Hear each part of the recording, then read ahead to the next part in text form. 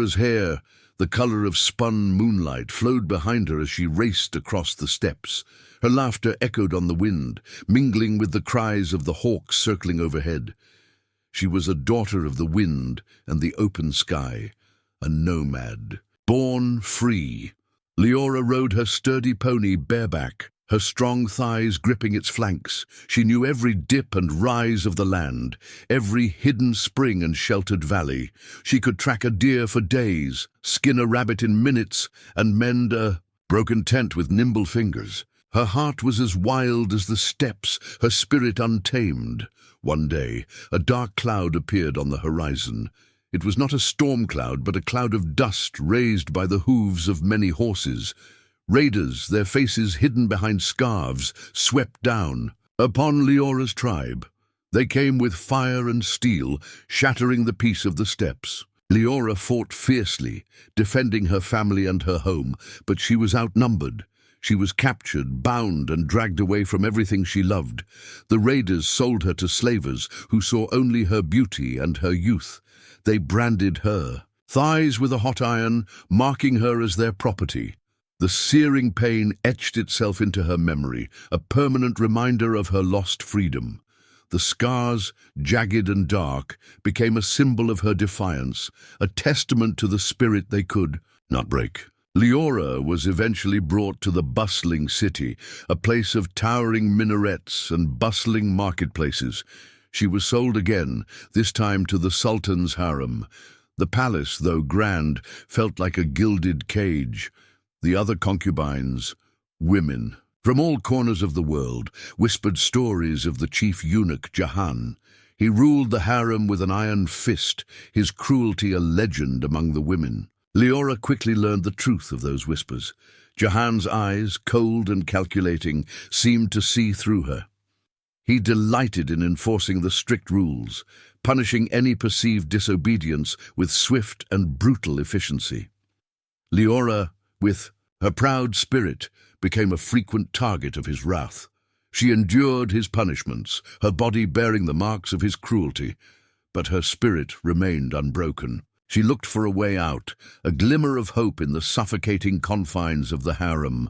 The rooftop gardens, where the concubines hung laundry, became her sanctuary, a place where she could glimpse the open sky and dream of freedom. Sultan Bahir paced his study, the weight of his crown heavy on his brow.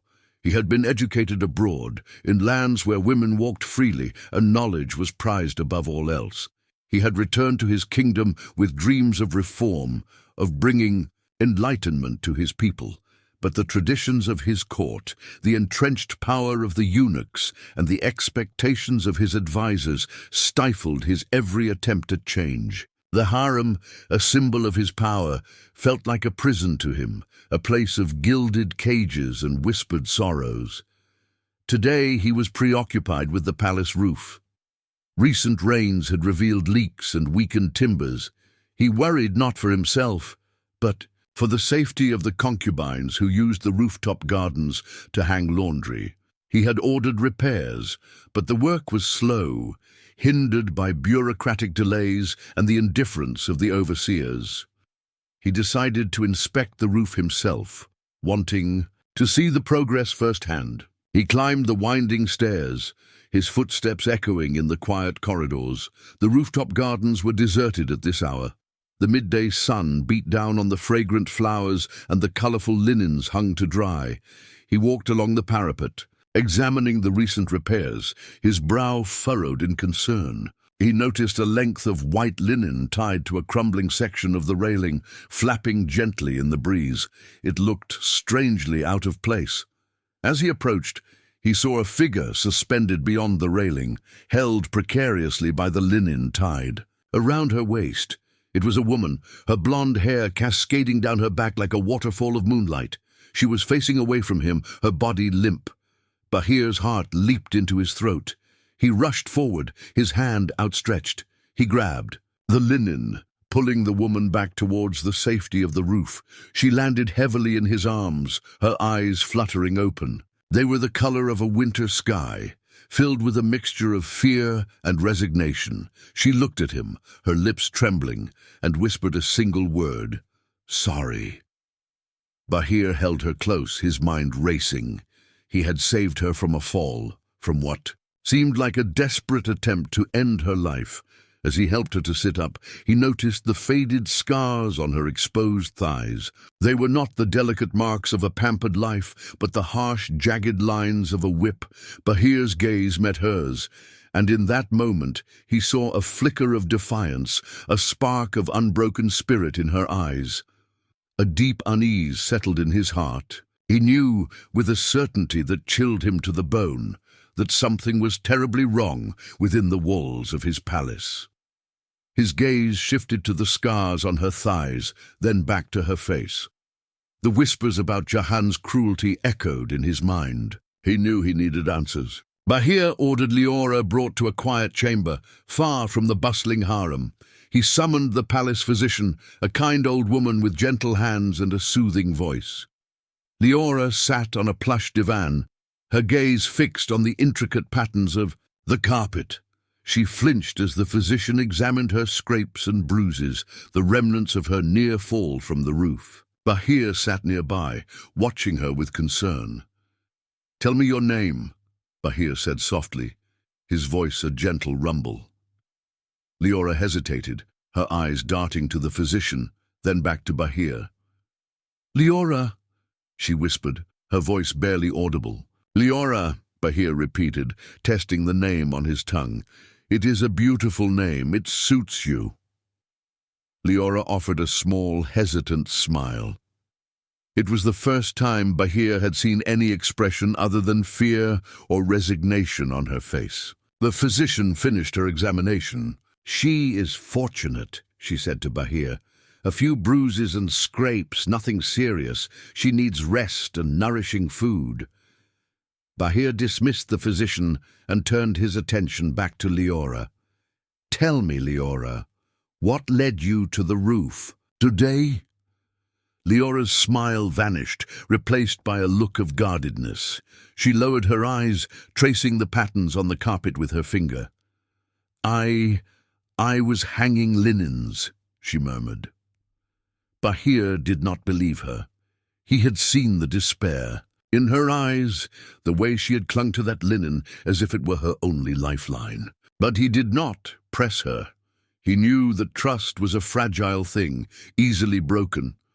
"Leora," he said gently, "I saw the marks on your thighs.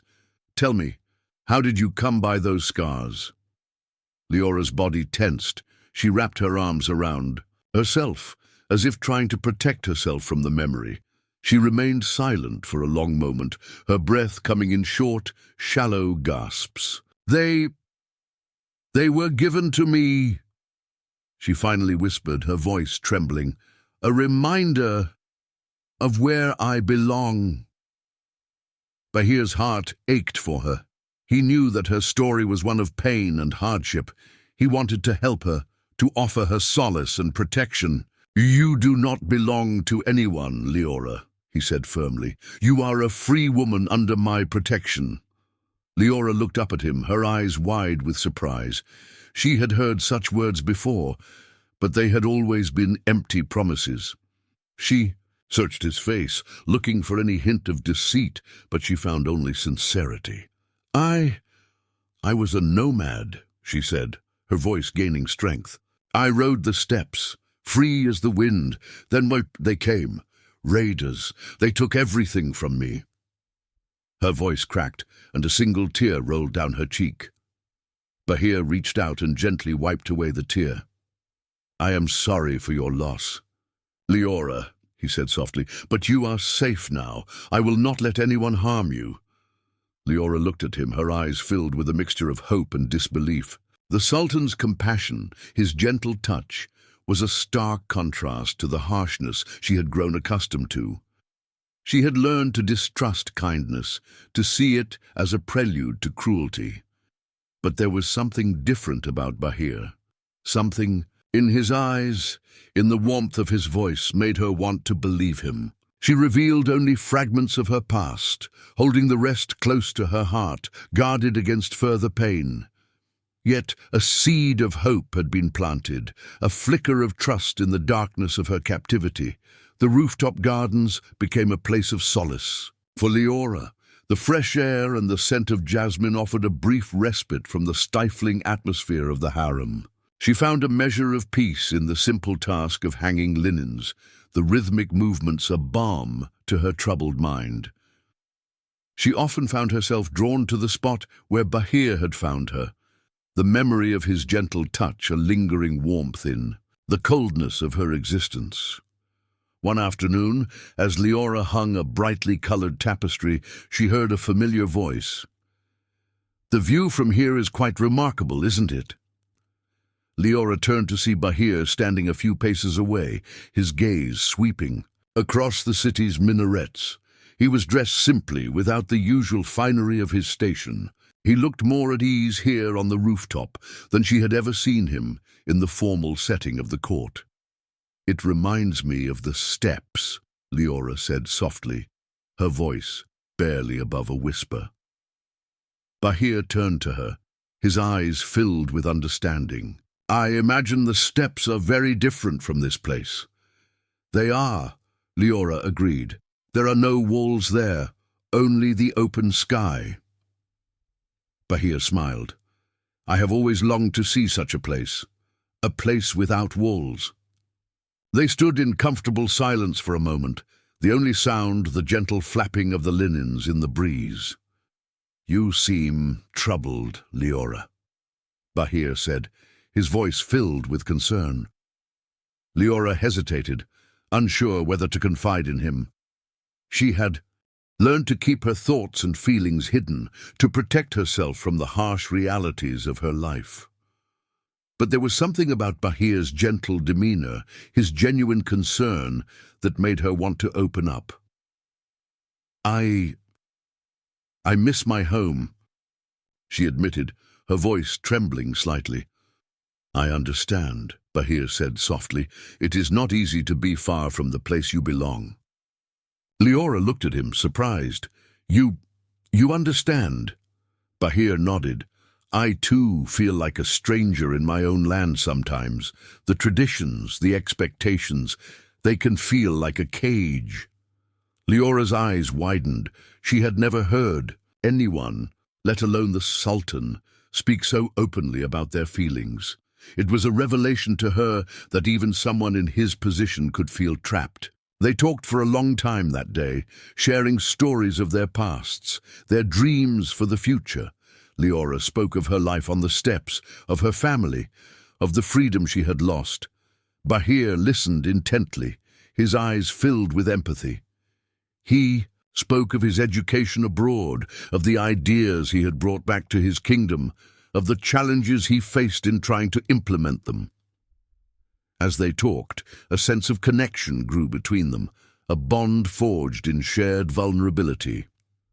Leora found herself drawn to Bahir's kindness, his intelligence, his genuine desire to make a difference. He, in turn, was captivated by Leora's strength, her resilience, her unwavering spirit in the face of adversity. Unseen by them, a pair of cold, calculating eyes watched them from the shadows. Jahan, the chief eunuch, stood in a darkened doorway, his face contorted in a mask of suspicion and resentment. He had observed the growing closeness between Bahir and Leora, and it did not please him. He saw it as a threat to his authority, a challenge to the established order of the harem. He vowed to keep a close watch on them, waiting for an opportunity to exploit their newfound connection to his advantage. Bahir, emboldened by his conversations with Leora, began to question the practices within the harem. He spoke to Jahan, requesting better food and living conditions for the women. He suggested that they be allowed more time in the gardens, access to books, and opportunities to learn skills beyond embroidery and dancing. Jahan listened patiently, his face an impassive mask. He agreed to consider the Sultan's requests, but his tone was laced with a subtle condescension. Later, in the presence of the court advisors, Jahan skillfully twisted Bahir's words, portraying him as naive and easily swayed by the whims of a concubine. He reminded the court of the importance of tradition, of maintaining the established order.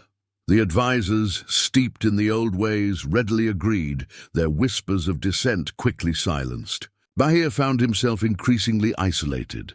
His progressive ideas met with resistance at every turn. He felt the weight of his crown, the burden of tradition pressing down on him. He sought solace in his stolen moments with Leora, finding comfort in her quiet strength and unwavering spirit. Their meetings on the rooftop became more frequent, their conversations more intimate. They spoke of their shared frustrations, their hopes for a better future. Bahir found himself confiding in Leora, sharing his struggles with the court, his desire to bring change to his kingdom. Leora listened patiently, offering words of encouragement and support. She shared stories of her people, of their respect for nature, their belief in equality. Her words, simple and direct, resonated with Bahir, reminding him of the values he held dear. Their growing affection became a whispered secret among the other concubines. They watched Leora with a mixture of envy and admiration, marveling at her ability to capture the Sultan's attention. Some saw her as a threat, a rival for Bahir's favor. Others saw her as a symbol of hope, a beacon of change in the oppressive world of the harem. Leora, aware of the whispers and the watchful eyes, tried to remain cautious. She knew that her position was precarious, that her connection with Bahir could easily be used against her. But she could not deny the feelings that were growing. Within her, the sense of connection she felt with this kind and compassionate man. One evening, as the sun set over the city, casting long shadows across the rooftop gardens, Bahir took Leora's hand. "I believe in you, Leora," he said softly, his gaze locking with hers. "I believe in your strength, your spirit, and I believe that together we can make a difference." Leora looked at him, her heart swelling with a mixture of hope and fear. She knew that the path ahead would be difficult, filled with challenges and dangers. But with Bahir by her side, she felt a surge of courage, a renewed determination to fight for the future they both dreamed of. Jahan, his face a mask of feigned concern, presented Leora to the assembled court. She stood before them, her head bowed, her body trembling slightly. Her sleeves were pulled back, revealing fresh, shallow cuts on her forearms. Jahan gestured towards the wounds, his voice dripping with false sympathy. "The poor girl," he said, his voice ringing with feigned sorrow. "She has harmed herself again. Her fragile mind cannot cope with the pressures of palace life." Murmurs rippled through the court. The advisers, their faces etched with disapproval, exchanged worried glances. Bahir sat on his throne, his heart heavy with conflicting emotions. He had seen the genuine fear in Leora's eyes, the way she had flinched when Jahan touched her. He knew deep down that something was not right, but the evidence presented so convincingly by Jahan was difficult to ignore. "She poses a threat to the Sultan's reputation," Jahan continued, his voice gaining strength. "A woman of such instability cannot be allowed to remain close to His Majesty." The advisers nodded in agreement, their voices rising in a chorus of concern. They spoke of tradition, of the importance of maintaining order and decorum within the palace walls. They urged Bahir to take action, to protect his image, his authority. Bahir felt trapped, caught between his growing affection for Leora and the pressure from his court. He looked at Leora, her face pale, her eyes downcast. He wanted to believe her, to trust her, but the doubts planted by Jahan were taking root in his mind. He struggled to reconcile the gentle, resilient woman he knew with the image of instability that Jahan had so skillfully painted. "Leora," Bahir said, his voice strained, "is there any truth to what Jahan says?" Leora raised her head, her eyes meeting his. She opened her mouth to speak, but no words came out. She wanted to tell him the truth, to explain that the wounds were not self-inflicted, that Jahan had orchestrated this entire charade. But she knew that her words would be drowned out by the chorus of disapproval, dismissed as the ramblings of a disturbed mind. She closed her eyes, a single tear rolling down her cheek. Her silence, her apparent inability to defend herself, seemed to confirm Jahan's accusations. Bahir's heart sank. He felt a wave of disappointment wash over him, followed by a cold sense of duty. He knew what he had to do, what was expected of him. He straightened on his throne, his voice regaining its authority. "Leora," he said, his words heavy with regret, "for your own safety and for the sake of the court, you must be confined to your quarters. You will remain there until further notice." Two guards stepped forward, their faces impassive. They took Leora by the arms, gently but firmly leading her away from the court. As she disappeared through the doorway, Bahir felt a pang of guilt, a sense of loss that surprised him with its intensity. He had chosen to protect his reputation, his position, over the woman he had come to care for. He had allowed himself to be swayed by the whispers of his court, by the manipulations of a man he now realized he should never have trusted. He sat alone on his throne, the weight of his crown heavier than ever before. The silence in the court was deafening, broken only by the faint echo of Leora's retreating footsteps. He knew, with a certainty that chilled him to the bone, that he had made a terrible mistake. Leora sat, huddled in the corner of her small, sparsely furnished room. The heavy wooden door was bolted shut, a constant reminder of her isolation. The silence of the room was broken only by the occasional sobs that escaped her lips. She felt utterly alone, trapped in a web of deceit and betrayal. The events of the court hearing replayed in her mind. Jahan's smug face, the whispers of the advisors, Bahir's look of disappointment. Each memory was a fresh wound, tearing at her already fragile spirit. She had tried to speak, to defend herself, but the words had caught in her throat, choked by fear and despair. She had been silenced, her voice drowned out by the chorus of condemnation. The confinement brought back a flood of memories, each one a sharp, agonizing stab of pain.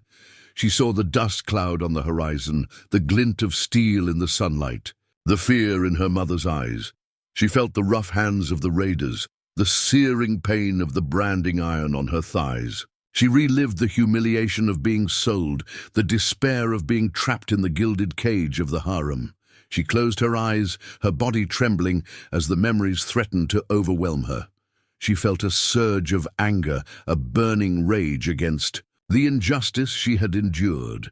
She had been stolen from her home, stripped of her freedom, branded like an animal, and now she had been falsely accused, condemned without a voice, imprisoned within these suffocating walls. But amidst the fear and the despair, a flicker of defiance ignited within her.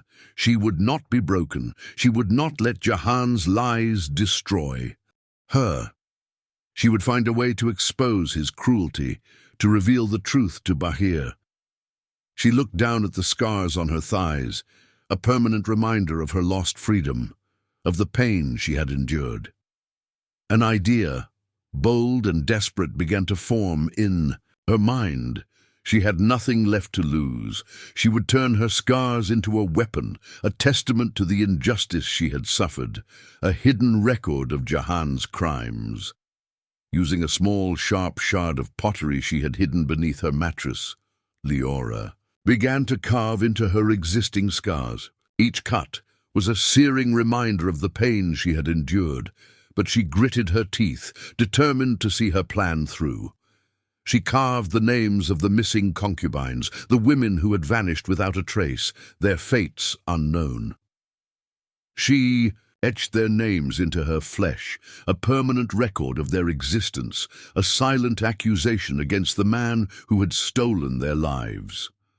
She carved slowly, meticulously, her hand trembling with the effort, her heart pounding in her chest. Each name was a prayer, a promise that she would not let their memories be forgotten. As the first rays of dawn filtered through the barred window, Leora finished her grim task. She looked down at her thighs, at the intricate network of scars, now etched with the names of the lost. They were no longer just marks of shame and suffering. They were a testament to her resilience, her defiance, her unwavering determination to fight for justice. They were her secret weapon, her hidden ledger, the key to exposing Jahan's crimes and reclaiming her own stolen freedom. She wrapped a piece of cloth around her thighs, concealing her secret, her heart filled with a newfound resolve. She would not be silenced. She would not be broken. She would fight.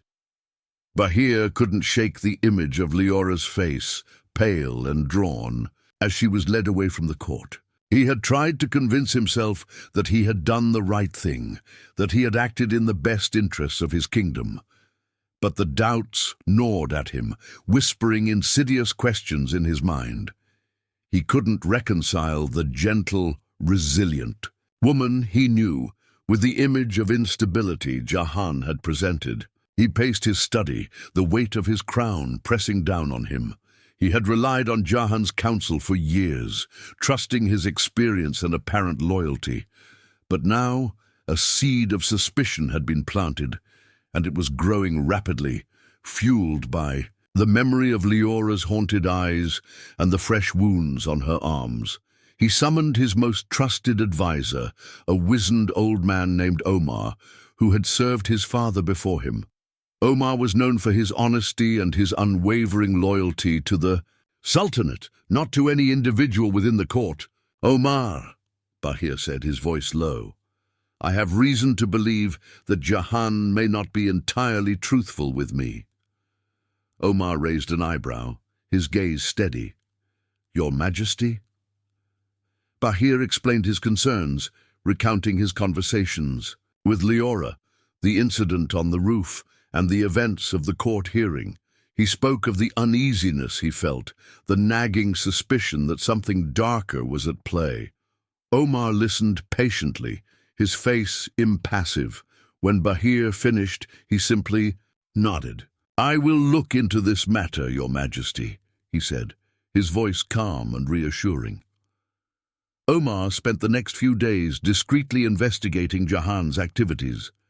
He examined the harem records, noting the names of the concubines, their dates of arrival and departure, and any recorded incidents or illnesses. He quickly discovered discrepancies. The turnover of concubines was unusually high, with many women disappearing without explanation. The records were vague, often citing illness or family matters as the reason for their departure. But Omar's instincts told him that there was more to the story. He also spoke to some of the older servants, the ones who had served in the palace for many years.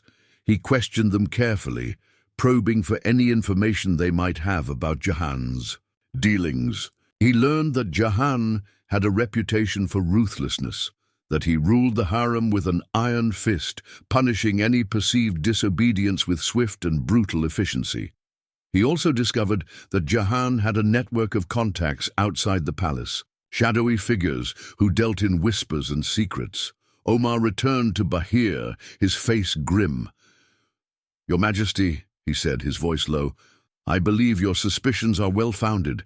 There is something amiss within the harem. The records are incomplete, and there are rumors of disappearances." Bahir's heart sank. He had feared as much. He knew that Jahan was cruel, but he had never suspected that his cruelty extended beyond the walls of the harem. "What have you learned of these disappearances?" he asked, his voice barely a whisper. Omar hesitated, choosing his words carefully. "It is said that some of the concubines vanish. No explanation is ever given. They are simply gone." Bahir felt a chill run down his spine. He thought of Leora, trapped in her room, falsely accused and condemned. He realized that she might be in grave danger. He suspected something far more sinister was occurring, a network of secrets hidden beneath the surface of palace life. He paced the length of his study, his mind racing. He needed proof, concrete evidence to expose Jahan and bring him to justice. But where could he find it? The answer, he knew, lay within the walls of the harem, within the whispered secrets of the women who lived there. He just didn't know where to start. A young servant girl named Ilara brought Leora her meals. Ilara was quiet and timid, her eyes downcast, her movements quick and furtive. At first, Leora paid her little attention, lost in her own thoughts and fears. But as the days turned into weeks, Leora began to notice a flicker of sympathy in Ilara's eyes, a subtle hesitation in her manner. One day, as Ilara placed a tray of food on the small table in Leora's room, she lingered for a moment, her gaze fixed on the cloth that covered Leora's legs. I heard what happened in the court," Ilara whispered, her voice barely audible. "I don't believe them. I don't believe you hurt yourself." Leora looked up at Ilara, surprised. It was the first time anyone had expressed doubt about Jahan's accusations. A glimmer of hope flickered in her heart. He did this to you, didn't he?" Ilara continued, her voice trembling slightly. Leora nodded, tears welling up in her eyes. "He wants me silenced," she whispered. "He wants me gone." Ilara's eyes filled with compassion. "I will help you," she said, her voice gaining strength. "I know a way to get a message to the Sultan." Leora's heart leaped with hope. "You do?" Ilara nodded. "I have a cousin who works in the Sultan's stables. He can deliver a message discreetly." Leora's mind raced. She had to choose her words carefully. She needed to convey the urgency of her situation without revealing too much. She tore a small piece of cloth from the hem of her dress and, using a charred piece of wood she had found in the fireplace, she wrote a short, cryptic message. "The linens tell a story. I must speak with you, Leora." She handed the cloth to Ilara, her hand trembling. "Give this to your cousin," she said. "Tell him it is of utmost importance that it reaches the Sultan." Ilara took the cloth, her eyes filled with determination. "I will do it," she said. "I promise." Ilara slipped out of the room, her heart pounding in her chest. She knew she was taking a great risk, that Jahan's wrath would be swift and merciless if he discovered her betrayal. But she couldn't stand idly by while an innocent woman was unjustly imprisoned. She had seen Jahan's cruelty firsthand, had witnessed the fear in the eyes of the concubines. She knew that Leora was telling the truth, and she was determined to help her. Ilara made her way to the stables, her movements quick and furtive. She found her cousin, a young man named Kadir, tending to the Sultan's prize stallion. She handed him the cloth, her voice low and urgent. "Give this to the Sultan," she said. "Tell him it's from Leora. It's a matter of life and death." Kadir looked at her, his brow furrowed in concern. "What's this all about, Ilara?" "I can't say," Ilara replied, her voice trembling. "Just promise me you'll deliver it, please." Kadir saw the fear in his cousin's eyes, the desperation in her voice. He nodded, tucking the cloth into his pocket. "I'll do it, Ilara. Don't worry." Later that day, as Bahir was preparing to ride, Kadir approached him, his hand outstretched. "Your Majesty," he said, his voice barely a whisper, "a message for you." Bahir took the cloth, his brow furrowed in confusion. He unfolded it, his eyes scanning the cryptic words. "The linens tell a story. I must speak with you, Leora." His heart quickened. He thought of Leora, trapped in her room, falsely accused. He knew with a growing certainty that she held the key to unraveling the mystery that shrouded his harem. He looked at Kadir, his eyes filled with a new determination. "I must see her," he said, his voice firm. "Arrange a meeting. Tonight." Under the cloak of darkness, Bahir slipped through the quiet corridors of the palace. He wore simple clothes, his face hidden in the shadows of his hood. Omar, his trusted advisor, walked a few paces behind, his hand resting on the hilt of his sword. They moved with a practiced silence, their footsteps barely disturbing the stillness of the night. Kadir, the stable boy, waited for them at a prearranged location, a small, unassuming door that led to a hidden staircase. He nodded a silent greeting and opened the door, revealing the dark, narrow passage. Bahir and Omar entered, Kadir following close behind, closing the door softly behind them. The staircase wound upwards, twisting and turning through the labyrinthine depths of the palace. The air grew thick with the scent of dust and decay. Finally they emerged into a small, dimly lit chamber. Leora sat on a low stool, her face pale in the flickering candlelight. She stood as Bahir entered, her eyes wide with a mixture of hope and fear. "Your Majesty," she whispered, her voice trembling slightly. Bahir approached her, his gaze searching her face. "Leora," he said softly, "I received your message. You said the linens tell a story. What story do they tell?" Leora hesitated for a moment, her gaze darting to Omar and Kadir. Bahir understood her concern. "You may speak freely," he said, his voice firm. "These men are loyal to me. They can be trusted." Leora took a deep breath, gathering her courage.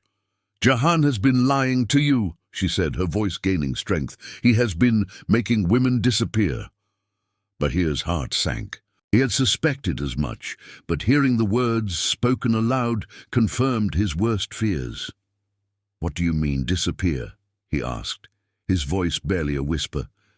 He sells them," Leora whispered, her eyes filled with pain. "To foreign courts, to wealthy merchants. He uses the harem as his personal marketplace." Bahir felt a wave of anger wash over him. He had trusted Jahan, had relied on his counsel. He had been betrayed, and the betrayal cut deep. "Do you have any proof of these accusations?" Omar asked, his voice calm and measured. Leora nodded. "I do," she said. She reached down and slowly unwrapped the cloth that covered her thighs. She revealed the network of scars, now etched with the names of the missing women. Bahir and Omar gasped, their eyes widening in horror. The scars were a testament to Leora's suffering, a silent accusation against Jahan's cruelty. They stared at the names carved into her flesh, a grim reminder of the lives that had been stolen. "These are the names of the women who have vanished," Leora said, her voice trembling. "I carved them into my skin so that their memories would not be forgotten." Bahir reached out and gently touched one of the scars, his fingers tracing the outline of a name. "I recognize some of these names," he said, his voice filled with a growing dread. "They are the daughters of noble families. Their families were told they had died of illness. But now I understand." The pieces of the puzzle began to fall into place. The high turnover of concubines, the vague records, the rumors of disappearances. It all made sense now. Jahan had been running a trafficking operation, using the harem as his personal hunting ground. Bahir looked at Leora, his eyes filled with a mixture of admiration and guilt. He had doubted her, had allowed himself to be swayed by Jahan's lies. He had condemned her to confinement, while the true villain had remained free to continue his wicked deeds. "Leora," he said, his voice filled with remorse, I owe you an apology. I should have trusted you." Leora looked at him, her eyes filled with understanding. "It does not matter now, Your Majesty," she said softly. "What matters is that we stop him." Bahir nodded, his face hardening. With resolve, he would bring Jahan to justice, he would expose his crimes, and he would ensure that no other woman suffered the same fate. He looked at the scars on Leora's thighs, a symbol of her strength and resilience. He knew that she was not just a victim, but a survivor, and he knew that together they would bring light to the darkness that had shrouded his harem for far too long. "Bahir," fueled by Leora's revelations, worked tirelessly with Omar to gather evidence against Jahan. They knew they had to move quickly and discreetly. Jahan was powerful and cunning, and he would not hesitate to silence anyone who threatened his operation. Omar, with his years of experience navigating the intricate workings of the palace, proved invaluable. He knew where to look, who to question, and how to extract information without arousing suspicion. He began by meticulously reviewing the harem records, cross-referencing the names Leora had provided with the official accounts of the missing concubines. He discovered that many of the women who had vanished were listed as having died from sudden illnesses, their bodies quickly and quietly buried within the palace grounds. He also found discrepancies in the financial records, noting large sums of money deposited into Jahan's personal accounts, sums that could not be explained by his official salary. Bahir, meanwhile, focused on Jahan's network of contacts. Outside the palace, he used his authority to access the city's records, searching for any mention of Jahan's name in connection with foreign merchants or dignitaries. He discovered that Jahan had been meeting regularly with representatives from several foreign courts known for their opulent lifestyles and their less-than-savory reputations. He also learned that ships from these courts had been making frequent unscheduled stops at the city's port, their cargo shrouded in secrecy. Bahir and Omar worked late into the night, their study lit by flickering candles, their faces illuminated by the glow of the moon. They pieced together the fragments of information they had gathered, creating a tapestry of deceit and corruption. They discovered that Jahan had been systematically kidnapping women from the harem, forging death certificates, and selling them into slavery in foreign lands. He had been using his position of power to enrich himself, preying on the vulnerable and defenseless. They identified the foreign courts involved, their names sending a chill down Bahir's spine. They were powerful and influential, their reach extending far beyond his own kingdom. He knew that confronting them would be a dangerous undertaking, one that could have far-reaching consequences, but he was determined to bring them to justice, to expose their complicity in Jahan's crimes.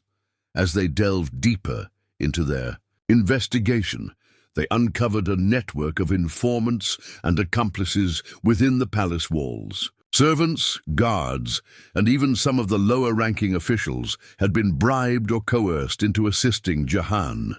They had helped him transport the women, falsify records, and maintain his veil of secrecy. Bahir realized that the corruption ran deeper than he had ever imagined, that it had spread like a disease through the very heart of his palace. With each new piece of evidence, Bahir's resolve hardened. He knew that he was facing a powerful and dangerous enemy, but he was no longer intimidated. He had the truth on his side, and he had Leora's courage as his inspiration. He would not rest until Jahan and his accomplices were brought to justice, until the women who had been stolen were returned to their families, and until the darkness that had shrouded his harem was banished forever. He knew the risks, the potential for international scandal, but he also knew he couldn't turn a blind eye. The lives of innocent women and the integrity of his kingdom rested on his shoulders. Jahan felt a prickle of unease. The Sultan's demeanor had shifted. His questions, once casual and indifferent, had become sharp, probing. His eyes, once trusting and open, now held a glint of suspicion.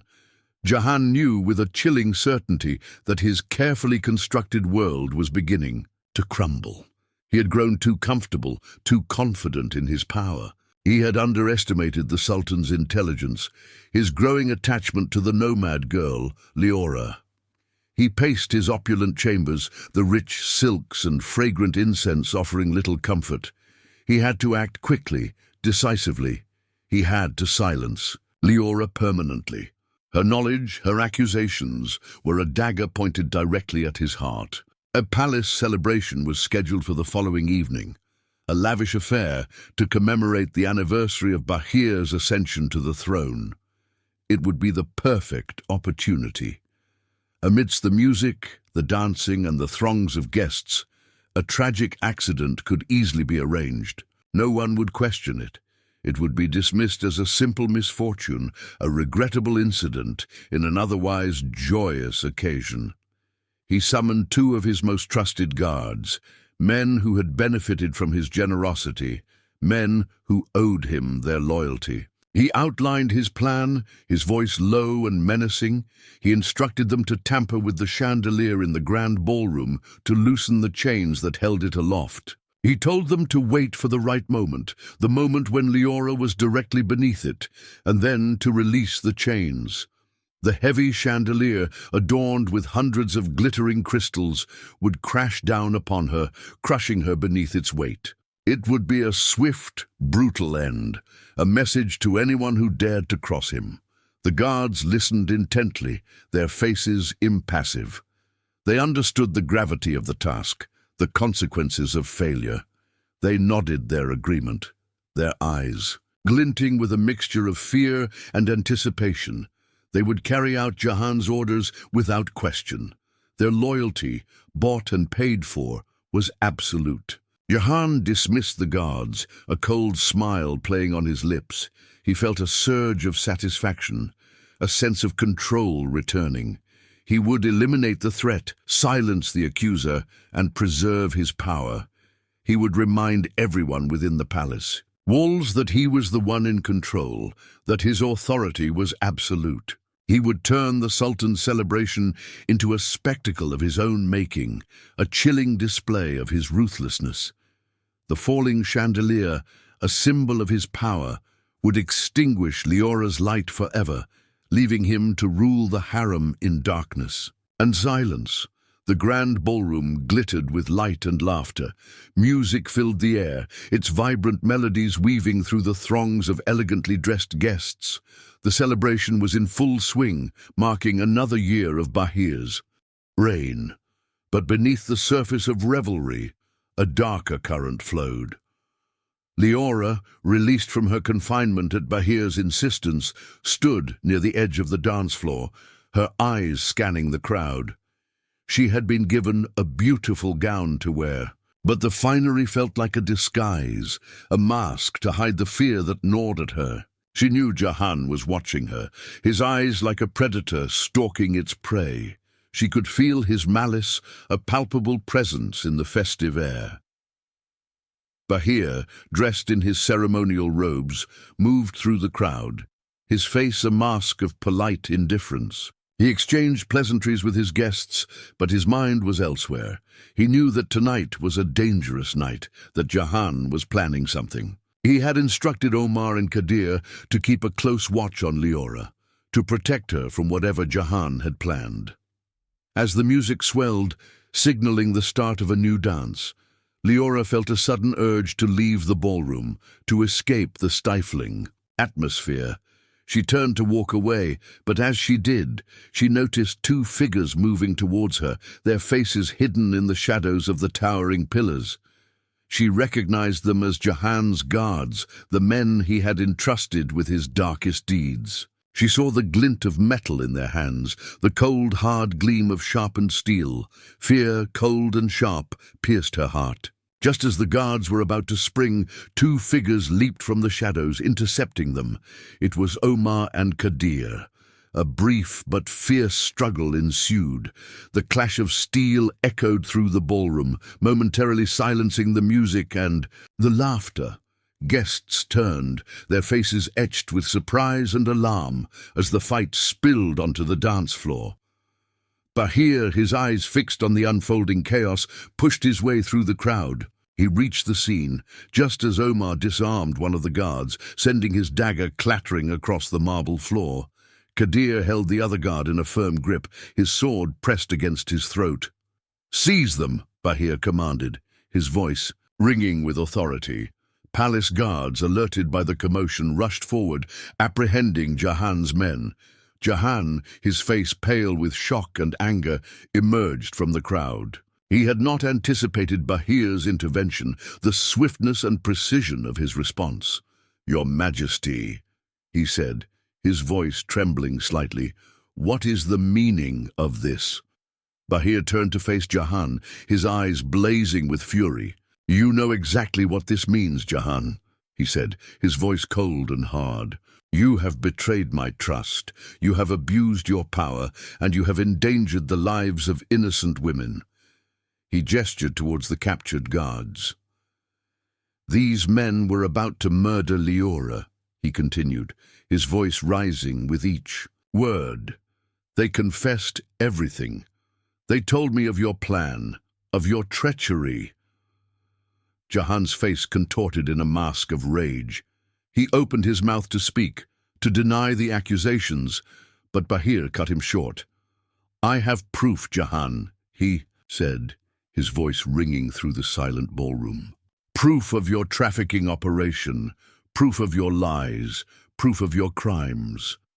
He held up a thick scroll, the pages filled with Omar's meticulous documentation of Jahan's activities. He read aloud the names of the missing concubines, the details of their disappearances, the evidence of Jahan's financial dealings. He revealed the names of the foreign courts involved, their complicity in Jahan's wicked scheme. A gasp rippled through the crowd. The guests, their faces a mixture of shock and disbelief, stared at Jahan, their whispers filling the sudden silence. The truth, so carefully hidden, had been laid bare for all to see.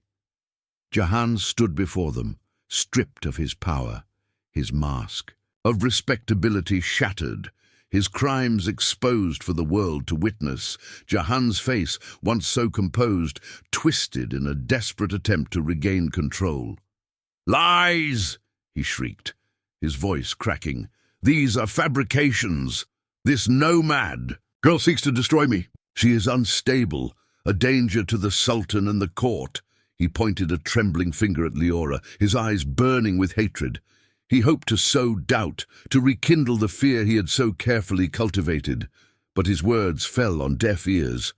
A woman stepped forward from the crowd of onlookers. She was small and frail, her face etched with years of hardship.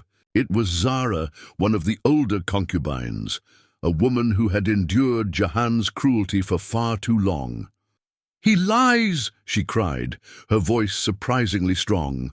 I saw him drag Amira away, screaming, in the middle of the night. She was never seen again." Another woman stepped forward, then another and another. They were women of different ages, different backgrounds, different stories. But they were united in their shared experience of Jahan's cruelty. They spoke of beatings, of starvation, of disappearances. They told of women silenced, their cries for help ignored, their fates unknown.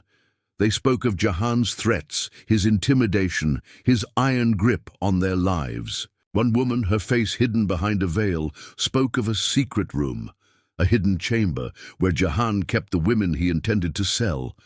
She described the fear in their eyes, the despair in their voices, the hopelessness that clung to them like a shroud.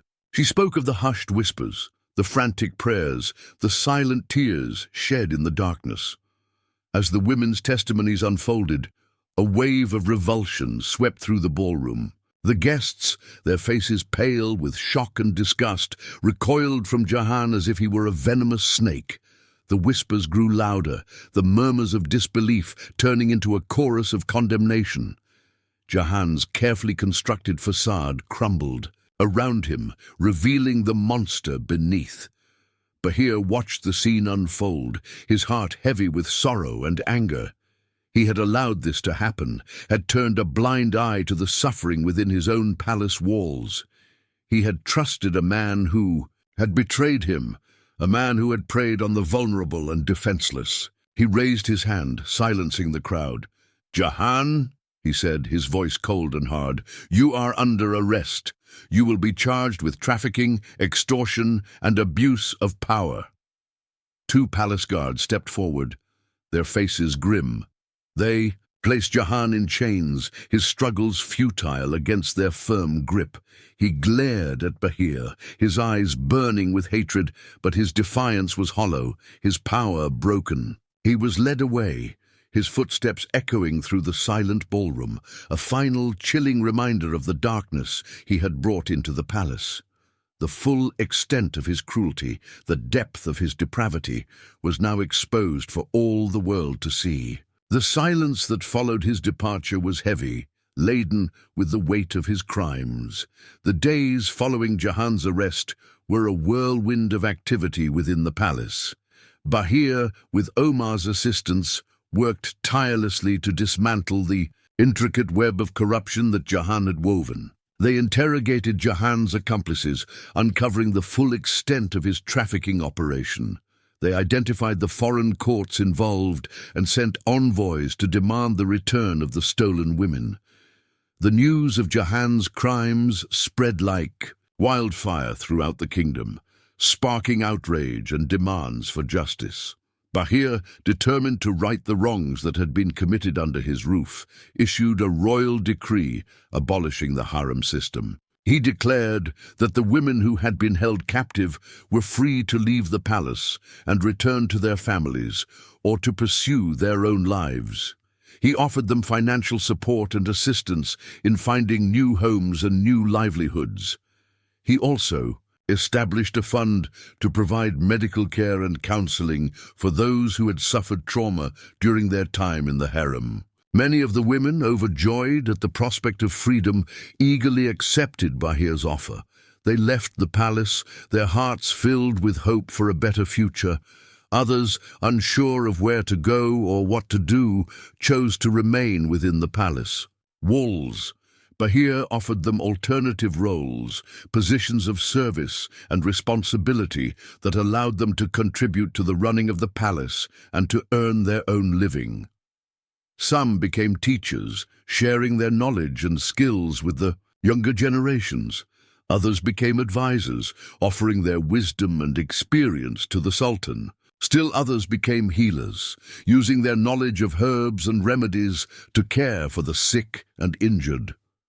Leora, her heart filled with compassion for the women who had shared her captivity, chose to remain in the palace as well. She became an advocate for the survivors, a voice for those who had been silenced for so long. She listened to their stories, offering comfort and support.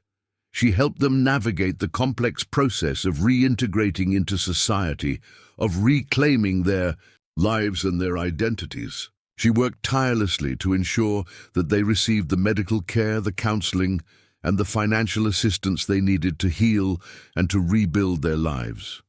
She organized workshops and support groups, creating a safe space for the women to share their experiences and to support one another. She taught them skills, empowering them to become self-sufficient and independent. She advocated for their rights, ensuring that they were treated with respect and dignity. She became a beacon of hope, a symbol of strength and resilience, inspiring the women to overcome their trauma and to embrace their newfound freedom.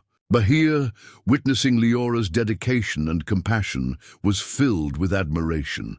He saw in her a kindred spirit, a woman who shared his vision for a more just and compassionate world.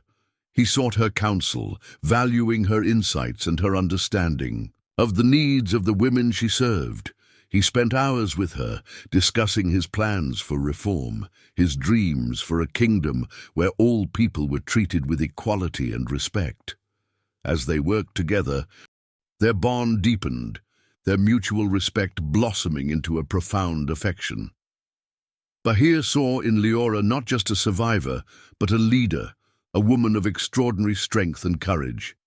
He saw in her the embodiment of the values he held dear: compassion, justice, and a fierce determination to make a difference in the world.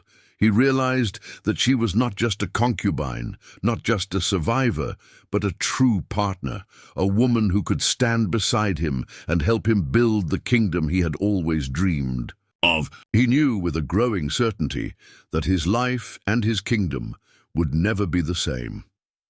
The sun shone brightly on the city, illuminating the minarets and the bustling marketplace. A joyous energy filled the air, a sense of anticipation, rippling through the streets. Today was a day of celebration, a day unlike any other the kingdom had witnessed. Today, Sultan Bahir would take a bride, a woman who had captured his heart and inspired his people. The palace courtyard was adorned with colorful banners and fragrant flowers. Music filled the air, its vibrant melodies echoing through the arches and colonnades. Guests from all corners of the kingdom and from far beyond had gathered to witness the historic event. Noble families, merchants, scholars, and commoners alike stood shoulder to shoulder, their faces filled with excitement and curiosity. Bahir, dressed in his finest robes, stood at the altar, his heart filled with a mixture of joy and anticipation. He looked out at the assembled crowd, his gaze sweeping across the sea of faces. He saw the hope in their eyes, the anticipation in their smiles. He knew that this day was not just about his personal happiness, but about the future of his kingdom. Then a hush fell over the crowd as Leora appeared. She walked slowly, her head held high, her gaze steady. She wore a simple white gown, its elegant lines accentuating her graceful figure. She carried no bouquet, her hands bare, her scars visible for all to see. The scars, once a mark of shame and suffering, now shone in the sunlight, a testament to her strength and resilience. They were a symbol of her courage, a reminder of the darkness she had overcome. As Leora reached the altar, Bahir took her hands in his. He looked into her eyes, the winter sky of her gaze now filled with warmth and love. He saw in her not just a survivor, but a leader, a partner, a woman who would stand beside him and help him build the kingdom he had always dreamed of. The ceremony was simple, but profound. Bahir spoke of his love for Leora, his admiration for her strength and her compassion. He spoke of his commitment to building a more just and compassionate kingdom, a kingdom where all people were treated with equality and respect. Leora, in turn, spoke of her love for Bahir, her gratitude for his kindness and his unwavering support. She spoke of her hope for a future where no woman would suffer the fate she had endured, where all women would be free to live their lives with dignity and purpose. As they exchanged vows, a cheer erupted from the crowd. The sound echoed through the courtyard, a wave of joy and celebration washing over the palace. The people of the kingdom had embraced Leora, not just as their sultan's bride, but as a symbol of hope and change. In the days that followed, Bahir and Leora worked side by side, ruling the kingdom with wisdom and compassion. They implemented reforms, improving the lives of their people. They established schools and hospitals, promoted education and healthcare, and ensured that justice was served fairly and equitably. They listened to the voices of their people, addressing their concerns and working to create a more prosperous and harmonious society. Leora continued her work with the survivors of the harem, helping them to heal and to rebuild their lives. She became a powerful advocate for women's rights, ensuring that their voices were heard and their needs were met. She established a council of women drawn from all walks of life to advise the Sultan on matters of policy and governance. One evening, as the sun set over the city, casting a warm golden glow across the palace gardens, Bahir and Leora sat together, their hands clasped. They looked out at the city, at the minarets reaching towards the sky, at the bustling marketplace, teeming with life. They saw a kingdom transformed, a kingdom where hope and compassion had triumphed over darkness and despair. Their love, a beacon of light, shone brightly, illuminating the path towards a brighter future.